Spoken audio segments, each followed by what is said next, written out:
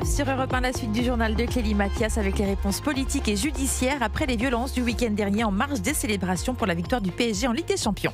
Concernant la justice, les premières peines prononcées en comparution immédiate sont tombées hier et avant-hier. Pas de prison ferme, beaucoup de sursis, des travaux d'intérêt généraux.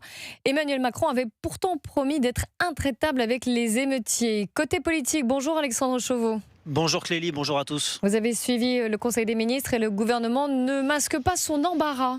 Oui, alors l'entourage d'Emmanuel Macron reconnaît d'une part que les choses se sont dégradées ces dernières années et d'autre part que la justice est indépendante.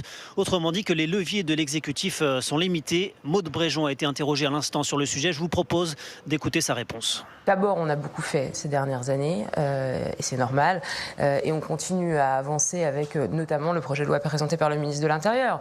Et puis ensuite, il y a ce qui est de l'ordre de la responsabilité individuelle, de la responsabilité parentale, qui doit probablement être interrogée et remise au cœur du débat. Voilà, le gouvernement qui, sans s'exonérer de ses responsabilités, cherche à élargir le débat en citant des causes plus structurelles comme la crise de l'autorité parentale, vous venez de l'entendre, ou l'exposition des jeunes à l'ultra-violence. Le lien avec l'immigration, lui, n'est pas nié, mais l'Élysée préfère évoquer le sujet de l'intégration sans, je cite, stigmatiser les gens.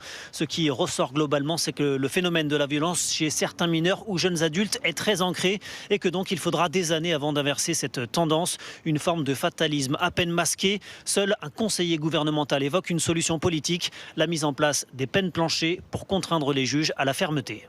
Merci beaucoup Alexandre Chauveau en direct de l'Élysée pour Europe 1.